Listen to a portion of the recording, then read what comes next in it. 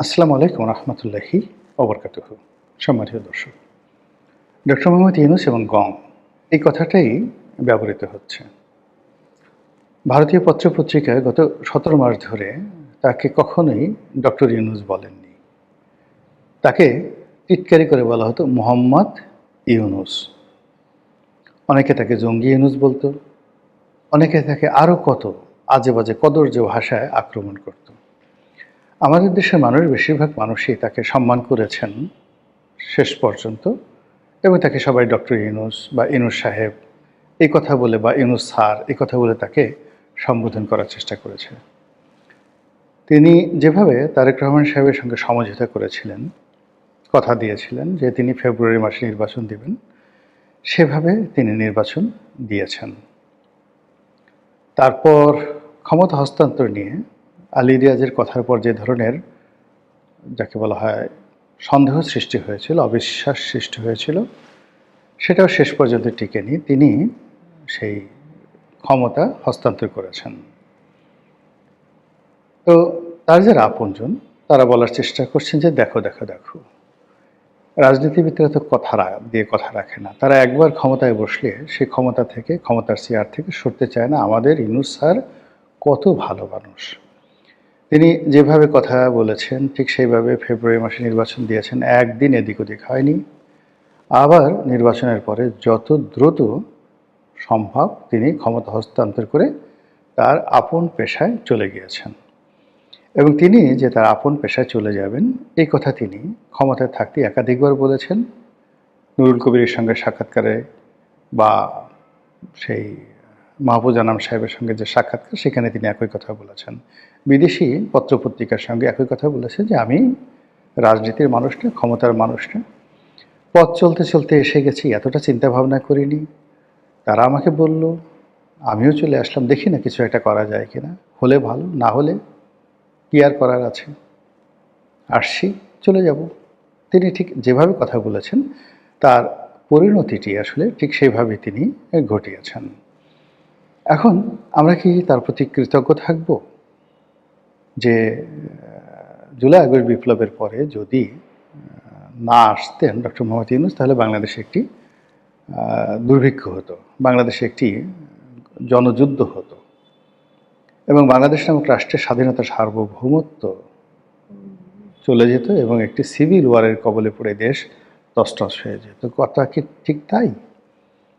এটা ডক্টর ইউনূসের যারা ভক্ত তারা বলেন, কিন্তু তার প্রতিপক্ষ যারা ইদানিং তারা সবাই বলার চেষ্টা করছেন যে ডক্টর ইউনূসের জায়গায় যদি রাম, শাম, যদু, মধু, লেদু, গেদু, ধলা তারা যদি আসতেন, তাহলে পরিস্থিতি এর চাইতে খারাপ হতো না।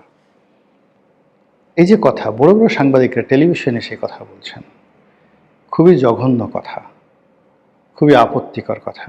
মানে এখানে আপনি যদি ধরেন রাম, শাম, যদু, মধু যদি ধরেন, তাহলে সমাজের প্রান্তিক জনগোষ্ঠী, নাপিত, ধোপা, চণ্ডাল থেকে শুরু করে মেথর, ঝাড়ুদার যারা রয়েছে, কাজের বুয়া, এই সমস্ত লোকদেরকে আমরা সাধারণত লেদু, গেদু, ধলা, রাম, শাম, যদু, মধু এই কথাগুলো দিয়ে বোঝাই।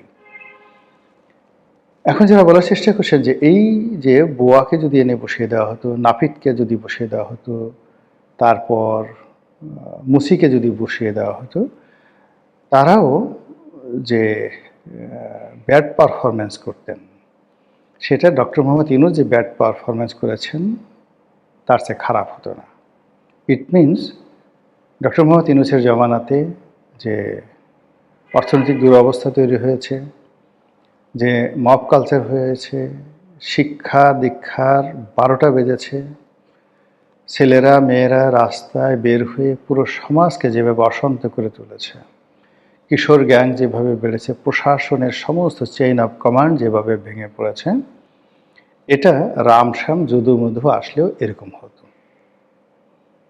আবার এটাকে যদি আপনি একটু ভিন্নভাবে নেন, তাহলে আপনি বলতে পারেন যে রামশ্যাম যদু মধুর পরিবর্তে যদি আম জনতা আসতো, অর্থাৎ ওই যে হান্নান মাসুদ, আম আদমি পার্টির, না এই যে বাংলাদেশে আছে একটা পার্টি যেটা, যাকে সবাই আম তারেক বলে ডাকেন, সেই তারেক রহমান সাহেব, ওই পার্টির প্রধান, তিনি যদি প্রধান উপদেষ্টা হতেন, তাহলে ওই যে যদু মধুর চাইতে তারা ভালো চালাতে পারতেন। It means doctor Mohammad Yunus, জনাব তারেক রহমান মানে তারেক রহমান যিনি এখন প্রধানমন্ত্রী তারেক রহমান না, আরেক তারেক রহমান আছেন বাংলাদেশে, তিনিও বাংলাদেশে যথেষ্ট বিখ্যাত তারেক রহমান, তিনিও প্রধান উপদেষ্টা হলে সেই জনতা দলের প্রধান হিসেবে তিনি তারেক রহমান বাংলাদেশকে ভালো চালাতে পারতেন।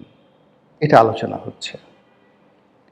আর যদি বলেন যে যোগ্যতম লোক যদি আসতেন, সত্যিকার অর্থে যোগ্য, দ্য লিডারশিপ কোয়ালিটি যাদের আছে, তারপর দেশপ্রেম আছে, তারা যদি ক্ষমতা আসতে, তাহলে এই 17 মাসে আল্লাহ রাব্বুল আলামিন যেভাবে ডক্টর ইউনূসকে সুযোগ দিয়েছিল, সেই সুযোগ কোনো যোগ্যতম লোক পেলে বাংলাদেশের আমূল পরিবর্তন ঘটে যেত।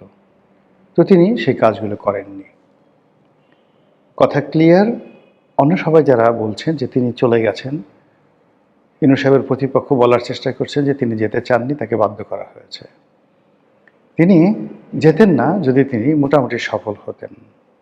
আর তিনি একটি হট সিটের উপর বসেছিলেন এবং তিনি যে সকল কাজকর্ম করে গেছেন, যে সকল কাদা মাখিয়ে গেছেন, কলঙ্ক লেপন করে গেছেন, এবং তার সময়টিতে যত টাকা ছাপা হয়েছে, মুদ্রার মান যেভাবে কমেছে, আইন শৃঙ্খলার যেভাবে অবনতি হয়েছে, সেটি বর্তমান সরকারের পক্ষে সামাল দেওয়া রীতিমতো পোল সুরাত পার হওয়ার মতো ঘটনা। যদি পান থেকে চুন খসে, 19 থেকে 20 হয়, বিএনপির মতো দল, রাজনৈতিক দল তছনছ হয়ে যাবে এবং জনাব তারেক রহমান সাহেবের সারা জীবনের স্বপ্ন, সারা জীবনের অর্জন এলোমেলো হয়ে যাবে।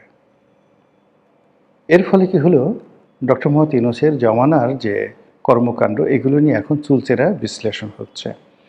সব যে সঠিক হচ্ছে তা নয়। আমাদের দেশে ক্ষমতা কেন্দ্রিক রাজনীতি, ক্ষমতায় থাকলে মানুষ একভাবে কথা বলে, আর ক্ষমতা চলে গেলে মানুষের মাথা খারাপ হয়ে যায়। তো সেক্ষেত্রে ক্ষমতা চলে গেছে ডক্টর মোহাম্মদ ইউনূসের, এখন তাকে কেন্দ্র করে কিছু মানুষের যে রাগ, ক্রোধ, ক্ষোভ, এটা যেভাবে আসছে, এতে করে ডক্টর মোহাম্মদ ইউনূস বিপদে পড়বেন। এবং আমাদের মতো কিছু লোক আমরা বলেছিলাম যে ওনার যখন ক্ষমতা চলে যাবে, ওনার গ্রামীণ ব্যাংক ভবন সমস্যায় পড়বে, ওনার ব্যবসা বাণিজ্য সমস্যায় পড়বে, উনি নিজে সমস্যায় পড়বেন, ওনার আত্মীয় স্বজন থেকে শুরু করে ওনার যে পৈতৃক বাড়ি, ভিটা বাড়ি, সব কিছুই সমস্যায় পড়বে। এবং এখন আলামত দেখে সেই রকমই মনে হচ্ছে। তিনি যদি এই সময় হঠাৎ করে রাষ্ট্রপতি হয়ে যান, এবং এখন শাহাবুদ্দিন চুপ্পুর মতো রাষ্ট্রপতি নয়, আপার হাউজ হবে, এবং যেভাবে তিনি সেই যাকে বলা হয় জুলাই সনদে সব কিছু লিখে রেখেছেন, যেভাবে তিনি সংস্কার কমিটি করেছেন, ঠিক সেইভাবে যদি সব কিছু পরিবর্তন হয়, তাহলে হয়তো রাষ্ট্রপতি পদে থাকলে লোকজন বা সরকার কেউ তার বিরুদ্ধে যেতে সাহস পাবে না। আদারওয়াইজ তাকে কিন্তু সমস্যায় পড়তে হবে। তো এই অবস্থাতে যে তার বিরুদ্ধে মামলার কথা হচ্ছে, মোকদ্দমার কথা হচ্ছে, এটা বোধহয় থামবে না, এটা চলতে থাকবে, ব্যাপকভাবে চলতে থাকবে। বিভিন্ন মানুষ তাকে মামলায় জড়ানোর হুমকি দিচ্ছে। আমরা চাই এই বয়োবৃদ্ধ মানুষটি যেন বৃদ্ধ বয়সে